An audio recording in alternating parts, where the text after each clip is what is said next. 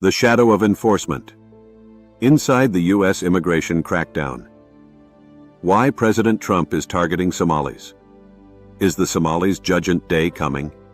The president using a portion of his address to the nation Wednesday night to target Minnesota's Somali population. Hundreds of thousands of Somalians are ripping off our country and ripping apart that once great state. He's also directing a review of all green card holders from Somalia and threatened to end temporary protected status, or TPS. Billions of dollars are lost, and activist Christopher Rufo is claiming credit for catching the president's attention. He co-authored this article in the conservative City Journal, claiming Somali terror group Al-Shabaab received millions of dollars from the high-profile fraud schemes in Minnesota. This story has no legs, unfortunately, but it is an attack. Jilani Hussein, a Somali American leading the nonprofit Care Minnesota, calls it an Islamophobic smear campaign. He points to findings like this one on a similar issue from 2019, with the Minnesota Office of the Legislative Auditor unable to substantiate the allegation that Minnesotans sent money stolen from a state child care program to a foreign terrorist organization. The report acknowledging it was possible, but they didn't find any evidence. Look at their nation. Look how bad their nation is. It's not even a nation. It's just people walking around killing each other. Look, these Somalians have taken billions of dollars out of our country. They've taken billions and billions of dollars. Somalia is considered by many to be the worst country on earth. I don't know. I haven't been there. I won't be there anytime soon, I hope. But what the Somalian people have done to Minnesota is not even believable. It's not even believable. The stated mission. Targeting the worst of the worst.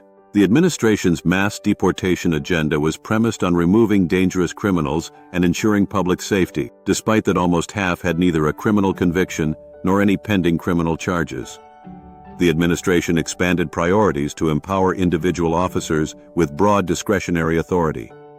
This shift from targeted lists to street-level encounters led to a surge in collateral arrests. Terry Doughty, U.S. District Judge, said that deportation of a U.S. citizen is illegal and unconstitutional. I have a strong suspicion that the government just deported a U.S. citizen with no meaningful process.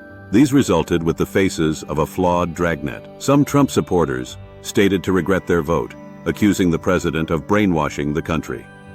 Among others, President Trump unleashed a crackdown, targeting the Somali community in Minnesota. As consequence, this scenario created a climate of fear, as agents using aggressive tactics in public spaces.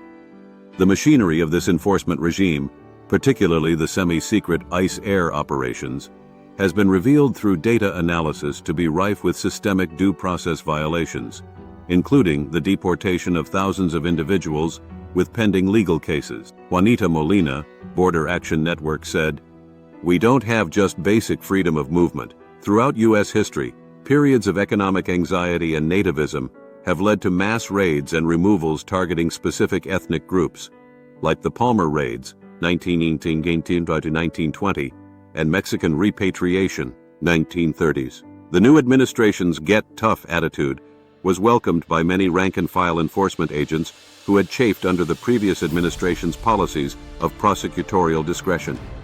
However, efforts by lawmakers, courts, and civil rights groups to ensure legal compliance and transparency were often met with resistance, obstruction, and legal challenges from the administration. In general, this is a de-Americanization. Is democracy dead? Where is the protective value of people from leaders?